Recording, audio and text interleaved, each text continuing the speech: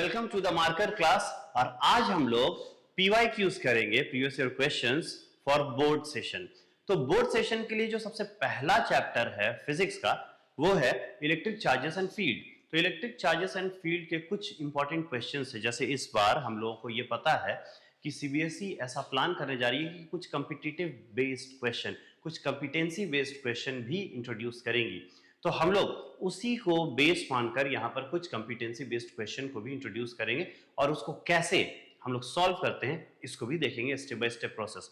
सबसे पहले इस वीडियो को स्टार्ट करने से पहले मैं आपको एक बात बताना चाहूंगा कि जब भी आप लोग एग्जाम में कोई प्रॉब्लम सॉल्व करते हैं या फिर एग्जाम से पहले भी किसी प्रॉब्लम को सॉल्व करने की कोशिश करते हैं तो आपको यह देखना बहुत जरूरी हो जाता है कि जो प्रॉब्लम आप बना रहे हैं या जो एक्सप्लेनेशन आप दे रहे हैं वो टू द पॉइंट है कि नहीं है, क्योंकि टू द पॉइंट होना जरूरी है।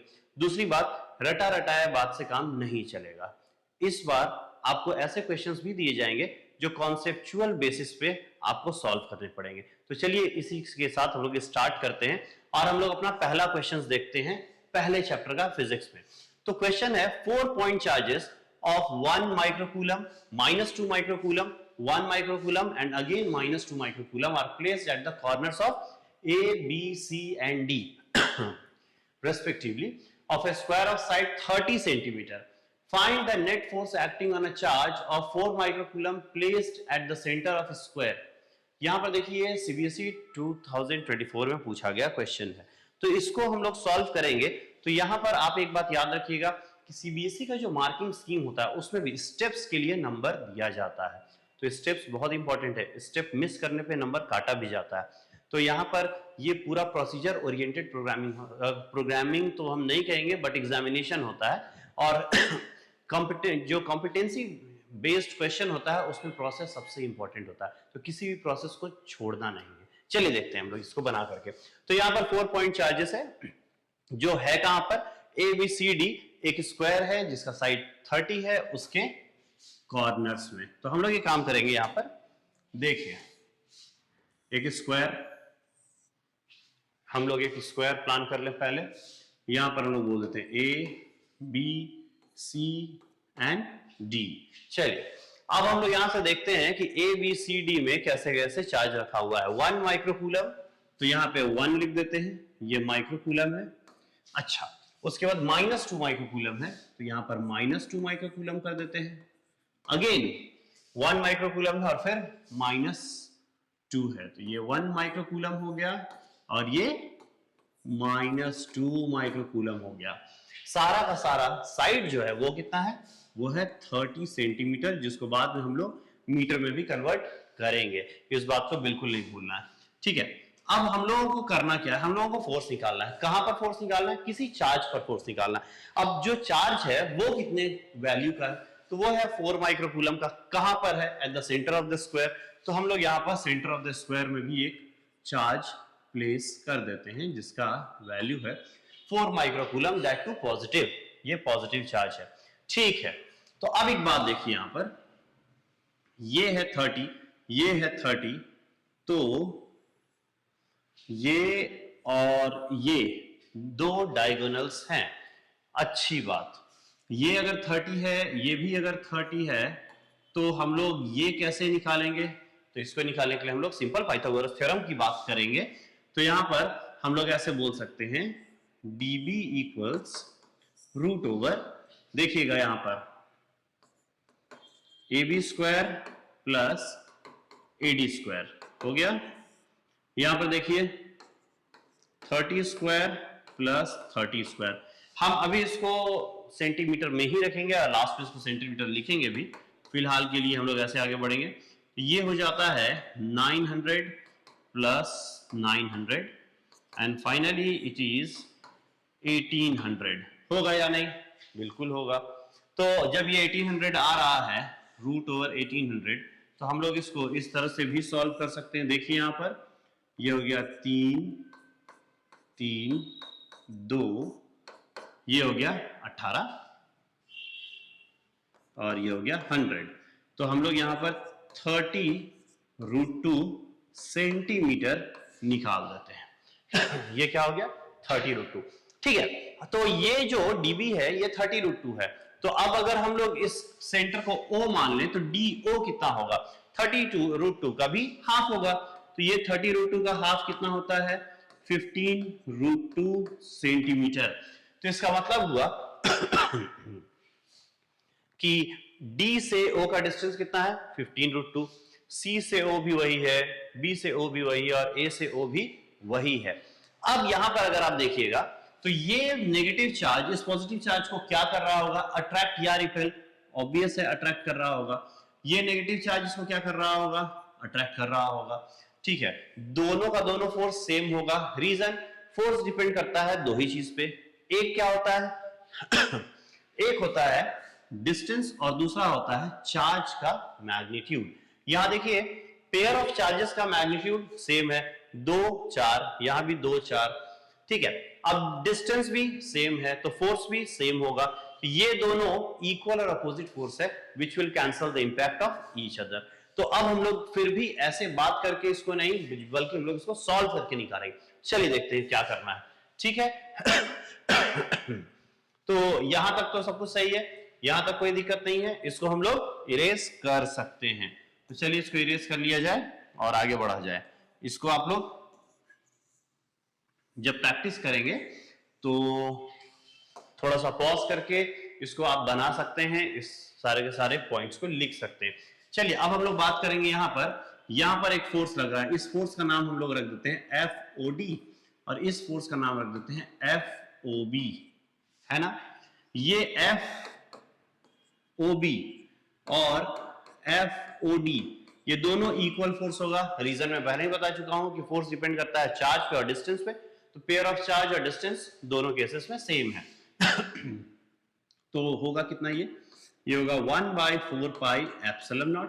पेयर ऑफ चार्जेस क्या है, 4 इंटू 10 टू द पावर -6। -6 क्यों, क्योंकि माइक्रोकूलम है। यहां 2 इंटू 10 टू द पावर -6। -6 क्यों, क्योंकि माइक्रोकूलम है। माइनस साइन मैंने क्यों नहीं बताया, क्योंकि जब भी हम बात कूलम्स लॉ की करते हैं तो वो एक बात साफ कह देता है कि इस फॉर्मूला का यूज करते समय आपको साइन नहीं ध्यान में रखना है। साइन केवल इतना बताता है कि यहां फोर्स अट्रैक्टिव होगा कि रिपल्सिव होगा, लेकिन दोनों केसेस में फोर्स तो होगा। तो Q1 Q2 by R square, तो इस डिस्टेंस का स्क्वायर, तो ये डिस्टेंस है कितना, 15√2 सेंटीमीटर था, उसको मीटर में बदल देंगे, 10 टू द पावर -2 और इसका हम लोग स्क्वायर कर देंगे। बोलिए यहां तक कोई दिक्कत, कोई दिक्कत नहीं। अगर हम लोग इसको निकालने की कोशिश करें तो देखिए यहां पर क्या होगा, यही दोनों फोर्स आ रहा है, यही फोर्स दोनों फोर्स है, ये भी फोर्स है और ये भी फोर्स है। तो जब ये दोनों फोर्स हम लोग निकालेंगे तो फाइनली ये तो जीरो ही आएगा। खैर यहां पर आप निकाल करके देख सकते हैं, 1/4 पाई एप्सिलॉन नॉट का वैल्यू होता है 9 इंटू 10 टू द पावर 9। ठीक है, 4 और 2 मिलकर के 8 हो जाता है, इंटू 10 टू द पावर -12 हो जाता है, डिवाइडेड बाई 15 का जो स्क्वायर होता है वो 225 होता है और √2 को 2 बना देंगे और यहाँ 10 टू द पावर -4 है कि नहीं।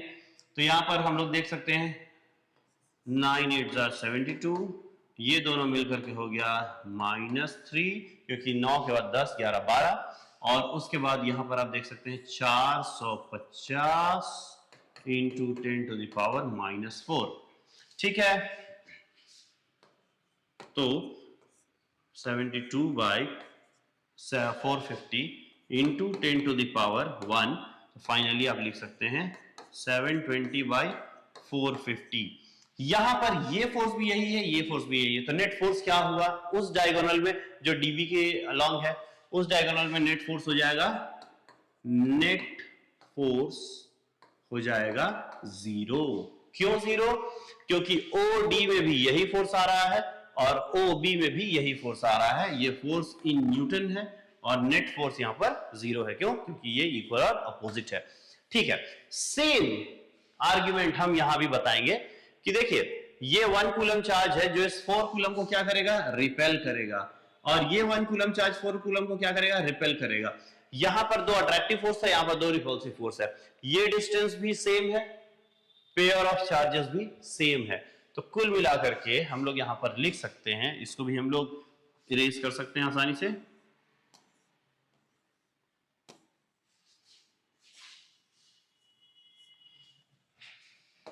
ठीक है, तो यहां पर हम लोग इसको इरेज कर सकते हैं और हम लोग बता सकते हैं कि जो फोर्स लग रहा है, इस तरफ जो फोर्स लग रहा है वो है ओ ए, इस तरफ जो फोर्स लग रहा है, देखिए यहां पर एक चीज समझने वाली बात है, यहां पर कुछ गलती हुई है। क्या गलती?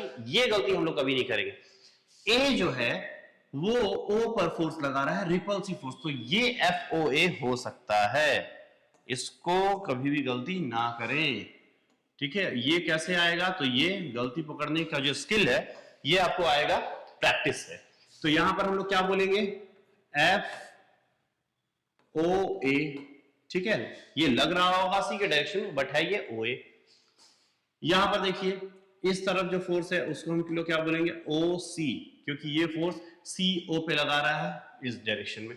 दोनों का दोनों पेयर ऑफ चार्जेस भी सेम है और डिस्टेंस भी सेम है, इसलिए फिर से यहां पर हम लोग एक बात कह सकते हैं F O C equals F O A. Now proceeding as we have done in the previous step, तो हम लोगों को नेट फोर्स जो होगा वो क्या मिलेगा? देखिए यहां पर 1/4 पाई एप्सिलॉन नॉट, दोनों इक्वल फोर्स है। पेयर ऑफ चार्जेस क्या है? 1 × 10⁻⁻6, 4 × 10⁻⁻6 डिवाइडेड बाय 15√2 × 10⁻⁻2 का होल स्क्वायर। फिर से जो नेट फोर्स होगा वो 0 होगा। क्यों? क्योंकि ये दोनों फोर्स इक्वल और अपोजिट है। तो यहां पर जो नेट फोर्स लग रहा होगा, फाइनली जो नेट फोर्स होगा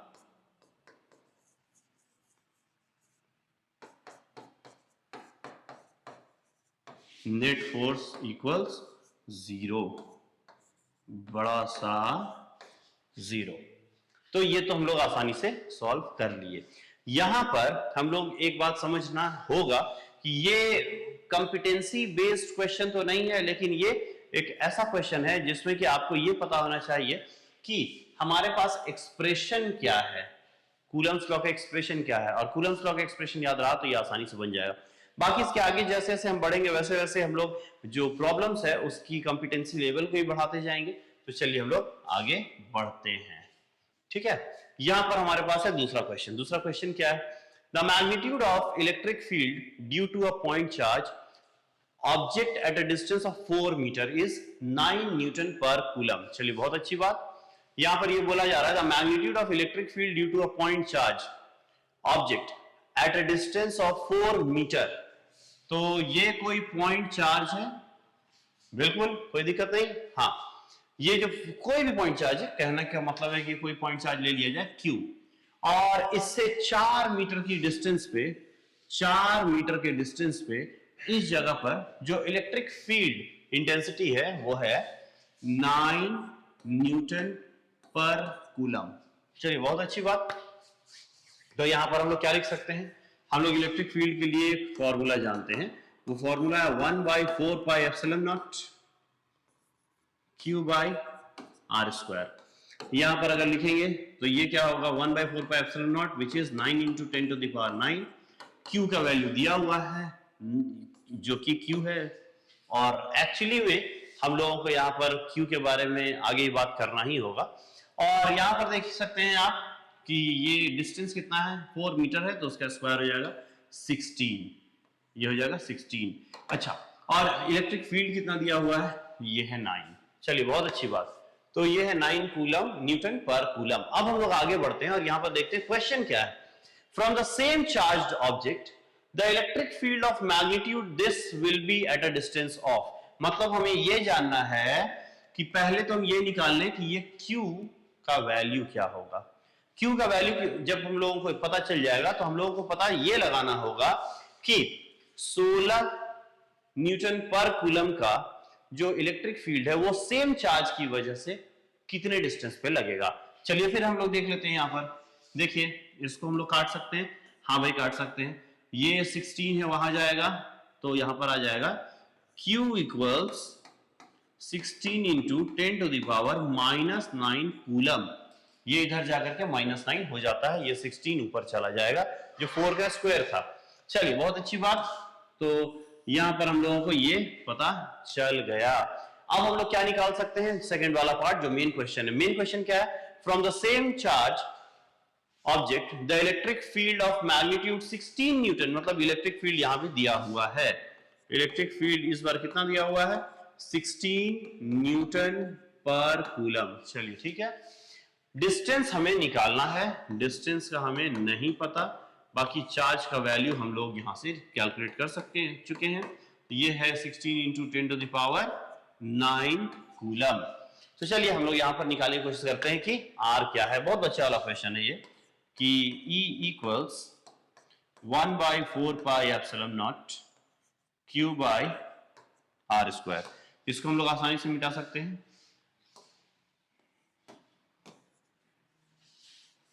इसको हम लोग यहां से मिटा सकते हैं और इसको हम लोग देख सकते हैं। तो E का वैल्यू है 16, 1/4 pi epsilon naught, let it be as it is. Q का वैल्यू है 16 into 10 to the power -9 divided by R square. तो ये R स्क्वायर हमें निकालना है, R स्क्वायर को यहां ले आया जाए, 16 को कैंसिल कर दिया जाए। R square equals 1/4 pi epsilon naught remains 9 into 10 to the power 9 into यहां पर हो जाएगा -9 divided by, sorry divided by कुछ नहीं, तो यहां पर हम लोग देखेंगे ये और ये भी कट गया, ये 10 to the power -9 10 to the power 9, तो R square equals 9, therefore R equals 3 meter is the answer. है कि नहीं? बिल्कुल आसान क्वेश्चन, कहीं कोई दिक्कत नहीं, हम लोग आगे बढ़ सकते हैं। चलिए हम लोग अब आगे बढ़ करके देखते हैं इसके बाद क्या है। ठीक है, देखिए क्वेश्चन क्या है। क्वेश्चन है let F1 be the magnitude of the force between two small spheres. बहुत अच्छी बात है भाई, दो स्मॉल स्फीयर है, दो स्मॉल स्फीयर है, दोनों के बीच में कुछ डिस्टेंस होगा। तो let F1 be the magnitude of force between two small spheres charge to a constant potential. ठीक है भाई, हम लोग चार्ज किए हैं उसको और पोटेंशियल को कांस्टेंट रखे हैं, बहुत अच्छी बात है। In free space and F2 be the magnitude of the force between them in a medium of dielectric constant K, then F1 to F2। देखिए यहां पर डाइलेक्ट्रिक कांस्टेंट की जब बात होती है तो हम लोगों को यह समझना होगा कि डाइलेक्ट्रिक कांस्टेंट होता क्या है। ठीक है, डाइलेक्ट्रिक कांस्टेंट का मतलब होता है, इस बात को अगर हम लोगों को समझना हो तो ऐसे समझ सकते हैं। देखिए यह Q1, यह Q2 और यह है R। Q1 Q2 दो चार्जेस है, पेयर ऑफ चार्जेस है, और ये R डिस्टेंस अपार्ट रखा हुआ है किसी वैक्यूम में या एयर मीडियम में। अब यहां पर फोर्स कितना लगेगा, तो ये फोर्स होगा F0, नॉट रिप्रेजेंट्स एयर और vacuum, that is 1/4 pi epsilon not, जिसको K से लिख देते हैं। यहां पर होगा Q1 Q2 bye R square. बोलिए कोई दिक्कत नहीं। आगे हम लोग यहां पर बात करेंगे, K की जगह पर हम लोग क्या लिखना चाहते हैं, 1/4 पाई एप्सिलॉन नॉट। ठीक है, Q1 Q2 bye R square, यहां तक भी कोई दिक्कत नहीं। चलिए बहुत अच्छी बात। अब हम लोग सेम पेयर ऑफ चार्जेस को डिस्टेंस में, सेम डिस्टेंस में अगर किसी अदर मीडियम में रख दें तो यहां पर उसका जो फोर्स होगा, मान लीजिए उसको हम लोग Fm कह देते हैं, that is the force in other medium. ये हो जाएगा 1/4 pi epsilon, where epsilon says about the different medium other than air और वैक्यूम। तो ये जो वैक्यूम या एयर को छोड़ करके जो मीडियम है उसका परमिटिविटी है। बाकी पेयर ऑफ चार्जेस सेम है, डिस्टेंस सेम है। बोलिए है कि नहीं? हाँ भाई बिल्कुल। तो यहां पर अगर हम लोग रिलेटिव परमिटिविटी या डाई इलेक्ट्रिक कांस्टेंट की बात करते हैं K, तो ये निकालते कैसे हैं? ये एकदम सिंपल है, F0 बाई Fm, यही करते हैं। ठीक है, तो F0 बाई Fm अगर हम लोग करेंगे तो एग्जैक्टली देखिए इसको हम लोग क्या करने वाले हैं, डिवाइड करने वाले हैं। ठीक है, ये पूरा कट गया, 4 पाई कट गया, हमारे पास बचा क्या, हमारे पास यहां पर बचता है डाइलेक्ट्रिक कांस्टेंट। डाइलेक्ट्रिक कांस्टेंट यहां पर क्या बचा है, 1/एप्सिलॉन नॉट डिवाइडेड बाय 1/एप्सिलॉन, means epsilon by epsilon naught. तो एक बात तो पक्का है, permittivity of any medium equals dielectric constant times permittivity of free space. बात खत्म. तो ये डाइलेक्ट्रिक कांस्टेंट क्या होता है? डाइलेक्ट्रिक कांस्टेंट जो है वो एक रेशियो होता है. किसका? Permittivity of any medium divided by permittivity of free space. और इसी रेशियो को हम डाइलेक्ट्रिक कांस्टेंट कहते हैं. इसी कॉन्सेप्ट का यूज हमें इस क्वेश्चन में करना है. ये लेवल 2 क्वेश्चन है, इसको आप लोग देख सकते हैं. ठीक है, तो चलिए हम लोग इसको थोड़ा सा यहाँ पर सोचना पड़ेगा. बहुत ज्यादा तो नहीं, बट थोड़ा सा तो जरूर सोचना पड़ेगा. तो हम लोग थोड़ा सा सोचने के लिए पूरी तरह से तैयार हैं. तो यहाँ पर हम लोग अपने रेफरेंस के लिए ये लिख करके रख लेते हैं कि dielectric constant is equal to permittivity by permittivity of free space. यहाँ पे ऐसे भी लिखा जा सकता है permittivity of any medium equals k times epsilon naught. ठीक है, बहुत अच्छी बात है. तो let F1 be the magnitude of force between two small spheres. तो चलिए देखते हैं. ये F1 है, दो स्मॉल स्फीयर्स है, तो 1/4 पाई एप्सिलॉन नॉट होगा. हाँ होगा. Q1 Q2 by R square भी होगा, ये भी होगा. ठीक है. Free space. F2 be the magnitude of the force between them in a medium of dielectric constant K. चलिए भाई, बहुत अच्छी बात. तो यहां पर जो F2 है 1/4 पाई तो है, तो इसको हम लोग एप्सिलॉन लिख देते हैं. क्यों? क्योंकि ये दूसरा मीडियम है. दूसरा मीडियम जो है वो एप्सिलॉन है. Q1 Q2 मतलब पेयर ऑफ चार्जेस सेम रहेगा, दोनों चार्जेस के बीच का डिस्टेंस सेम रहेगा. अब हम लोग यहां से इस वैल्यू को यहां पर पुट कर सकते हैं. Permittivity of any medium equals 4 pi into epsilon की जगह क्या लिखेंगे हम लोग? K epsilon not. बोलिए ठीक है? हाँ भाई ठीक है. इस K को बाहर निकाल दिया जाए. देखिए, इट वॉज इक्वेशन 1. ठीक है, यहां पर देखिए, इस K को अगर बाहर निकाल दिया जाए, 1/K कर दिया जाए, तो यहां पर क्या आएगा? यहां पर आएगा 1/4 pi epsilon naught Q1 Q2 by R square. बोलिए आएगा कि नहीं? बिल्कुल आएगा. तो सवाल ये क्या पूछ रहा है? सवाल पूछ रहा है यहां पर कि हम लोगों को force between them is this, the dielectric constant K, then F1 to F2. तो ये F1 और F2 के बीच का हमको रेशियो निकालना है. चलिए, बहुत अच्छी बात. अब हम लोग इसको उड़ा सकते हैं. तो F1 और F2 के बीच का हमको रेशियो निकालना है. F1 टू F2 इक्वल्स, तो F1 आप देख रहे हैं इतना है, F2 देख रहे हैं इतना है. जब सब कुछ कट जाएगा तो बचेगा क्या? F1 जो होगा वो, इस पूरे को हम लोग F1 मान लेते हैं, तो ये है F1. ठीक है. और ये जो F2 है इसमें 1/K, ये आप देख सकते हैं F1 का वैल्यू, यहां देख सकते हैं F2 का वैल्यू, जिसमें कि ब्रैकेट के अंदर भी F1 ही है. तो यहां पर हम लोग क्या लिख सकते हैं बताइए? यहां पर हम लोग लिख सकते हैं ये पूरा F1 है, तो हम लोग ऐसे लिख सकते हैं ना, F1, ये पूरा F1 बाय K. तो ये F1 कट जाता है और बचता है K. तो यही इसका आंसर है. क्या होगा? F1/F2 equals K. चलिए, तो हम लोग यहां पर सक्सेसफुली थर्ड क्वेश्चन को भी बना लिए हैं, और जिसका आंसर है B, K. ठीक है, यहां पर किसी तरह का कोई डाउट नहीं है. अब हम लोग इसमें आगे बढ़ सकते हैं, और देखिए क्या देखेंगे. Next question. तो नेक्स्ट क्वेश्चन की तरफ आते हैं. A charge Q is divided into two parts of Q and Q minus Q. ठीक है भाई. If the Coulomb repulsion between them, तो यहां पर एक कॉन्सेप्ट हम लोग यूज करेंगे. जब एक चार्ज है, एक फुल चार्ज है, उसको हम लोग डिवाइड किए दो चार्जेस में, एक स्मॉल q है और दूसरा capital Q minus small q है. If the Coulomb repulsion between them when they are separated is to be maximum, the ratio of Q to Q should be. चलिए ठीक है, इसको भी हम लोग देख लेते हैं. ठीक है, तो यहाँ पर बेस्ड क्वेश्चन, मतलब यहाँ पर आपको थोड़ा सा मैथमेटिक्स को इन्वॉल्व करना पड़ेगा. Charge Q is divided into two parts of Q and Q minus Q. If the Coulomb repulsion between them when they are separated is to be maximum, the ratio of Q to Q should be. तो देखिए यहाँ पर एक charge है. क्या है? Charge है. चलिए, अच्छी बात. ये चार्ज कितना है? तो ये अनडिवाइडेड चार्ज जो है ये है capital Q. Now it has been divided into two parts. तो चार्ज 1 क्या होगा? तो चार्ज 1 हो जाएगा Q. चार्ज 2 क्या होगा? तो ये हो जाएगा Q माइनस Q. दोनों के बीच का डिस्टेंस को हम लोग क्या मानेंगे, दोनों के बीच के डिस्टेंस को हम लोग r मान लेते हैं, ठीक है। तो r इज डिस्टेंस। अब हम लोगों को देखना है कि दोनों के बीच का फोर्स क्या है। तो देखिए फोर्स, जब कूलम्स लॉ के एक्सप्रेशन को हम लोग लिखेंगे 1/4 pi epsilon naught Q1 Q2 by R square. यहां पर एक काम और करेंगे हम लोग, इस 1/4 पाई एप्सिलॉन नॉट को K कह देते हैं और Q1 Q2 by R square. अब यहां पर मेन ट्रिक आता है, मैथमेटिक्स को इन्वॉल्व करने का समय आ गया है, जिसमें हम लोग देखेंगे क्या करना है।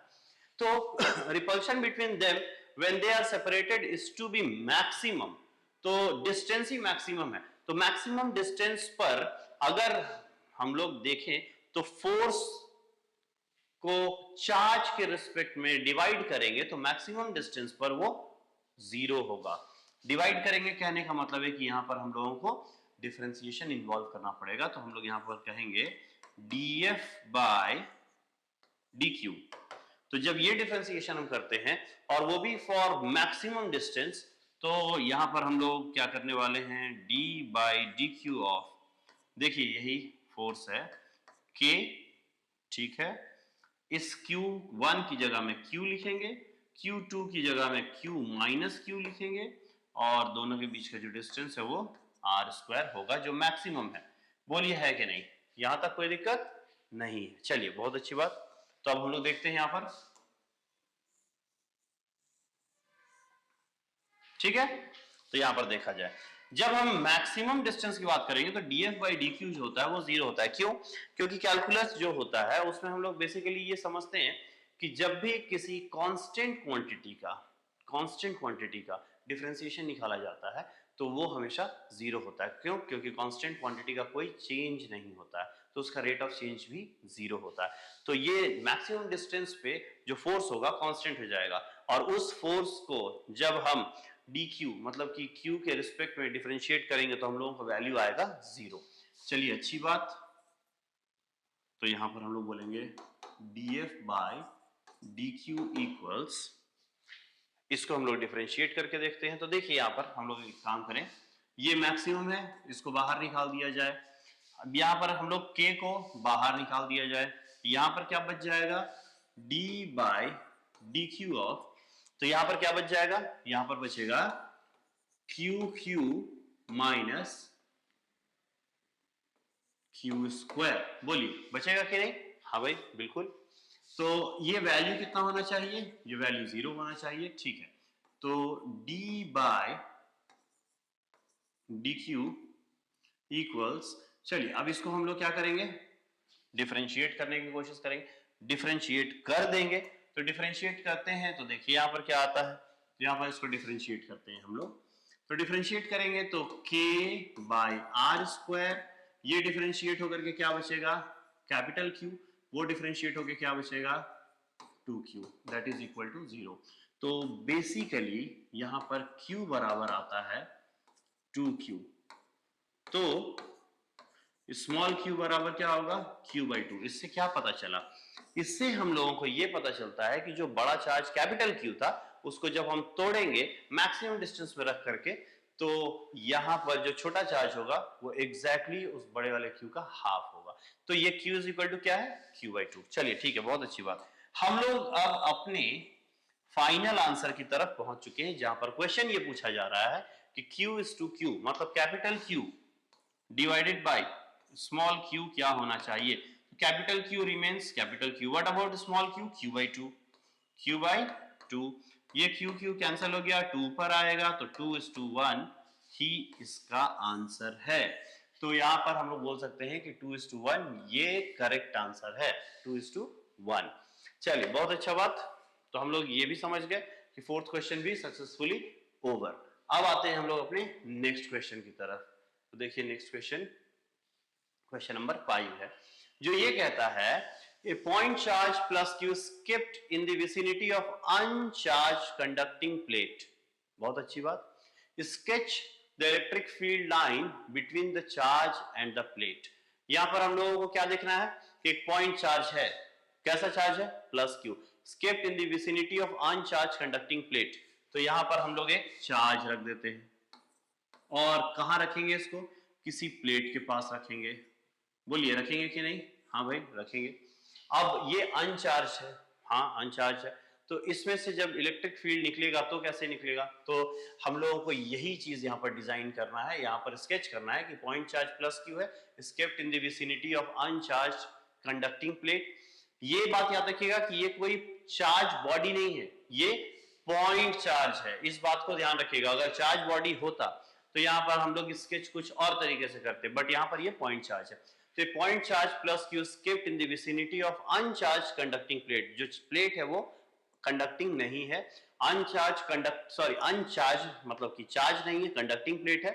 और sketch the electric field lines between the charge and the plate. देखिए एक बात आप हमेशा याद रखिएगा, जब भी कंडक्टिंग प्लेट की बात आएगी ना, तो आपको ये वाला बात हमेशा याद रखना होगा कि चार्ज कभी भी कंडक्टिंग प्लेट से होते हुए इलेक्ट्रिक फील्ड को अलाउ नहीं करता है, इस बात को आप हमेशा याद रखिएगा।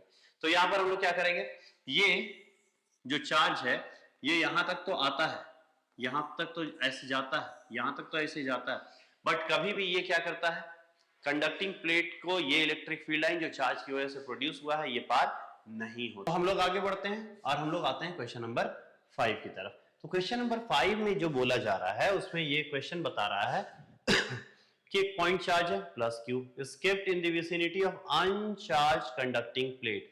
कंडक्टिंग प्लेट जो है वो चार्ज नहीं है, तो अगर ये कंडक्टिंग प्लेट चार्ज नहीं है तो इसके साथ इलेक्ट्रिक फील्ड लाइन कैसा बिहेव करेगा। तो अभी हम लोग थोड़ी देर पहले बात भी कर रहे थे कि जो इलेक्ट्रिक फील्ड लाइन होता है वो कंडक्टिंग प्लेट को क्रॉस नहीं करता है। तो यहां पर अगर हम लोग एक सिंपल सा चार्ज कंसिडर करें, यही चार्ज है, इसका वैल्यू है Q, है पॉजिटिव, और यहां पर हम लोग रख देते हैं एक कंडक्टिंग प्लेट। तो कंडक्टिंग प्लेट के साथ क्या होगा, देखिए यहां से इलेक्ट्रिक फील्ड लाइन ऐसे निकलेगा, यहां से इलेक्ट्रिक फील्ड लाइन ऐसे निकलेगा, यहां से इलेक्ट्रिक फील्ड लाइन ऐसे निकलेगा। इलेक्ट्रिक फील्ड लाइन निकलता कहां से है? इलेक्ट्रिक फील्ड लाइन एक इनविजिबल इमेजिनरी लाइन है जिसमें कि हम लोग ये जानते हैं कि वो इनिशिएट होता है पॉजिटिव चार्ज से और जाता है नेगेटिव चार्ज की तरफ। तो जहां जिस प्लेट के जिस फेस में ये इन करेगा वो नेगेटिव चार्ज हो जाएगा और ऑटोमेटिकली इसका जो नेक्स्ट फेस होगा वो पॉजिटिवली चार्ज हो जाएगा, है कि नहीं? और जब ये पॉजिटिवली चार्ज हो जाएगा तो इस तरह से हम लोग इसको स्केच कर सकते हैं। यहाँ जो लिखा हुआ है sketch electric field lines between charge and the plate, तो आगे बढ़ने की जरूरत नहीं है, हम लोग इतना में ही ये समझ रहे हैं कि ये चार्ज है, ये प्लेट है, और इस तरह से हम लोग इसको स्केच कर सकते हैं। अब आते हैं हम लोग इसी क्वेश्चन के दूसरे पार्ट में। दूसरा पार्ट क्या कहता है, two infinitely large plane thin parallel sheets having surface charge densities sigma 1 and sigma 2। और एक बात वो जबरदस्ती इस ब्रैकेट के अंदर में दे देता है जो आपको एक कॉन्सेप्ट भी देगा कि sigma 1 is greater than sigma 2 है। तो यहां पर आप देख सकते हैं, यहां sigma 1 is greater than sigma 2 है, are shown in the figure. Right the magnitude and direction of the net field in the region mark 2 and 3। मतलब ये जो 2 है और ये जो 3 है, इस रीजन में हम लोगों को इलेक्ट्रिक फील्ड लिखना है। याद कीजिए जब हम लोग गॉसेस लॉ पढ़ते थे तो गॉसेस लॉ का जो सेकंड एप्लीकेशन था उसमें हम लोग पढ़े थे कि थिन शीट जब भी होगा तो यहां पर जब भी शीट की बात की जाएगी और किसी तरह का कोई मेंशन टर्म नहीं होगा कि थिन है कि थिक है, उस समय आप इसको थिन शीट ही मानेंगे। जब ये थिन शीट होगा और यहां पर चार्जेस होंगे तो इसकी वजह से किसी भी पॉइंट पर जो इलेक्ट्रिक फील्ड होता है वो फील्ड का वैल्यू क्या होता है, वो फील्ड का वैल्यू होता है सिग्मा बाई 2 एप्सिलॉन नॉट। और यही जब थिक शीट होता है तो इसके लिए इलेक्ट्रिक फील्ड का वैल्यू होता है सिग्मा बाई एप्सिलॉन नॉट। यहां पर ये बात कहीं भी मेंशन नहीं किया हुआ है कि ये थिन शीट है, थिक शीट है। टू इनफाइनाइटली लार्ज प्लेन, देखिए यहां पर ये क्वेश्चन का मेन एसेंस है, thin parallel sheets. Thin parallel sheets अगर बोल रहा है तो हम लोग इसको थिन मान के चलेंगे और हम लोग यहां पर electric field sigma by 2 epsilon not की भी बात करेंगे। तो थिन यहां पर बोलता है, ये अगर मेंशन कर रहा है तो अच्छी बात है। इन केस अगर ये मेंशन नहीं करता है तो आप थिक कभी नहीं मानेंगे, अपने से आप थिन ही मान लेंगे। तो thin parallel sheets having surface charge densities sigma 1 and sigma 2, जिसमें कि सिग्मा 1 का वैल्यू ज्यादा है, are shown in the figure. चलिए फिर हम लोग इसको बनाने की कोशिश करते हैं, ठीक है। तो देखिए यहां पर दो शीट है, एक सिग्मा 1, दूसरा सिग्मा 2, ये है रीजन 1, ये है रीजन 2, ये है रीजन 3। ठीक है, लेकिन यहां पर सिग्मा जो दिया हुआ है, सिग्मा 1 और सिग्मा 2 है, वो भी दिया हुआ है, दोनों में प्लस चार्ज भी दिया हुआ है। तो चार्ज अगर प्लस होता है तो इलेक्ट्रिक फील्ड लाइन हमेशा अवे मूव करता है। तो यहां पर आप एक चीज देखिए, जब हम इस प्लेट की बात करेंगे, ये प्लेट 1 है या प्लेट ए है, ये प्लेट बी है, तो इसकी वजह से किसी पॉइंट पर जब इलेक्ट्रिक फील्ड निकालेंगे तो वो कभी भी डिस्टेंस पे डिपेंड नहीं करता है, लेकिन पॉजिटिव चार्ज होने की वजह से ये हमेशा moving away from the object. तो यहां पर देखिए, ये जो प्लेन सरफेस है, इससे जो इलेक्ट्रिक फील्ड होगा ये मूव अवे होगा, मतलब कि E1 इधर होगा, इसको EA कह सकते हैं। इधर वो इधर मूव करेगा, EA यहां होगा, इधर वो इधर मूव करेगा, EA यहां होगा।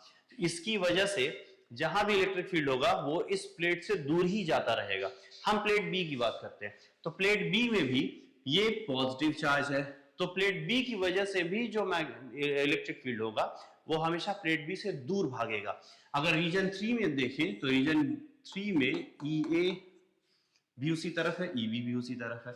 रीजन 2 में देखें तो देखिए, इसकी वजह से यहां रीजन 2 में इलेक्ट्रिक फील्ड उस प्लेट से दूर भागेगा, यहां भी इस प्लेट से दूर ही भागेगा। बोलिए भागेगा कि नहीं? बिल्कुल। तो हम लोगों को क्या करना है, हम लोगों को यहां पर बोला जा रहा है कि वो रीजन जो मार्क्ड है 2 और 3 से, उसमें आपको फील्ड का मैग्नीट्यूड और डायरेक्शन बताना। चलिए भाई एकदम बता देते हैं। तो यहां पर देखिए, EA का वैल्यू क्या होगा? EA का वैल्यू होगा sigma 1 by 2 epsilon not. EB का वैल्यू क्या होगा? ये होगा सिग्मा 2 बाई 2 एप्सिलॉन नॉट। बाकी बचा बात रीजन 1 और रीजन 2 में नेट इलेक्ट्रिक फील्ड के मैग्नीट्यूड और डायरेक्शन की। चलिए बात करते हैं।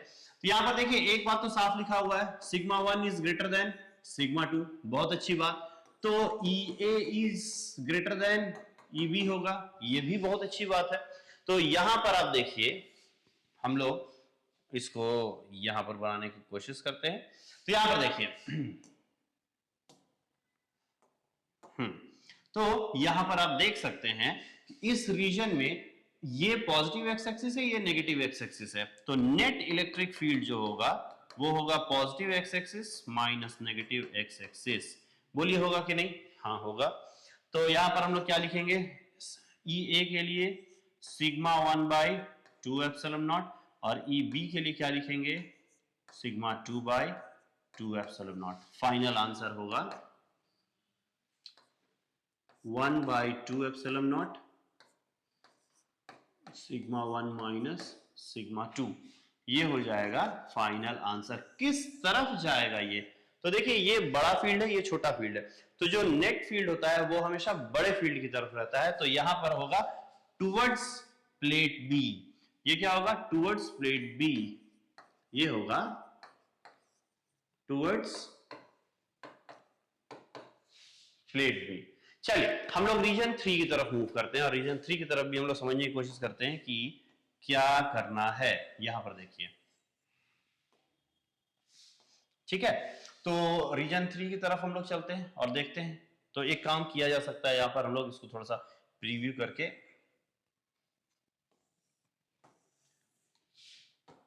हाँ यहां पर हम लोग आसानी से अपना कैलकुलेशन वर्क कर सकते हैं। तो रीजन 3 में देखिएगा, EA positive x axis, EB positive x axis, ये दोनों जब पॉजिटिव एक्स एक्सिस में जा रहा है तो नेट इलेक्ट्रिक फील्ड कितना होगा? तो नेट इलेक्ट्रिक फील्ड होगा EA प्लस EB। क्यों plus?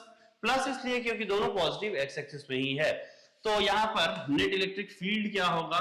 Sigma 1 by 2 epsilon not plus sigma 2 by 2 epsilon naught.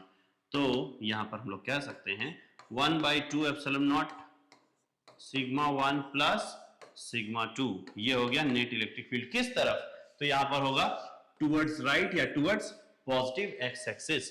तो ये होगा हम लोगों का इस क्वेश्चन का आंसर। तो ये हो गया क्वेश्चन नंबर 5। ठीक है, तो इस तरह से हम लोग यहां पर देखें 5 क्वेश्चन बना रहे हैं, और 5 क्वेश्चन में हम लोग आसानी से उसको सॉल्व करके ये देखते हैं कि किस तरह से हम लोग एग्जाम में इसको सॉल्व करेंगे। आप लोग दिमाग को एकदम ठंडा रख करके इसको अगर सॉल्व कीजिएगा तो ये आसानी से आप लोग सॉल्व कर पाएंगे। ठीक है, तो इस तरह से हम लोग ये सारा क्वेश्चन सॉल्व किए। इससे भी थोड़ा और एक लेवल ऊपर, 2 लेवल ऊपर एडवांस लेवल के क्वेश्चन हम लोग बनाएंगे अपने अगले वीडियो में। तब तक बाय बाय।